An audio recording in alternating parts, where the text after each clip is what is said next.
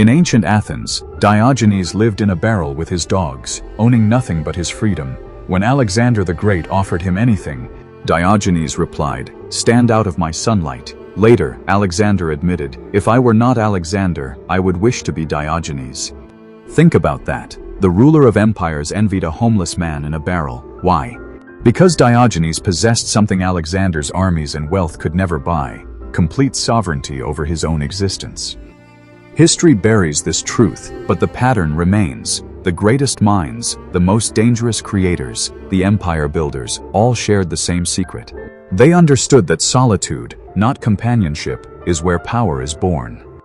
Nietzsche tested men with his eternal recurrence. If you had to live this life forever, would you choose it?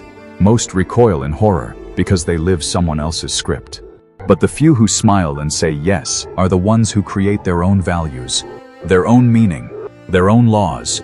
Marriage, society's holy grail, often represents surrender, a promise to be predictable, safe, domesticated.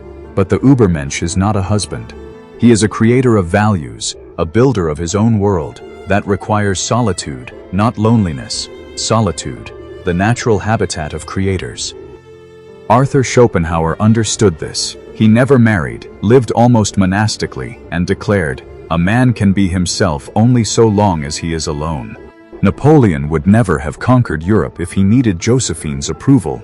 Einstein would never have revolutionized physics if he prioritized date nights over equations. Marriage demands compromise. Greatness demands conviction. Nietzsche himself remained single. His amor fati, his love of fate, was possible because his fate was entirely his own creation. Marcus Aurelius, emperor of the known world, found his deepest insights not in banquets or marriage, but in solitude, in meditations written for no one but himself. Modern relationships drain a man's strength. A married man spends life managing moods, emotions, expectations. His peace depends on another's weather. But the single man lives by the dichotomy of control. His energy goes only where he wills. He cannot be controlled. And that difference is everything. Existentialists knew it too. Sartre warned, "You are condemned to be free." Most men run from this terror straight into marriage's comfortable cage.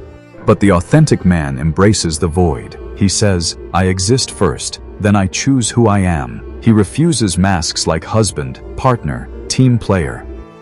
Emily Dickinson, Camus, Thoreau, Tesla, all chose solitude. They understood that intimacy with truth, creation, and freedom outweighed intimacy with another person.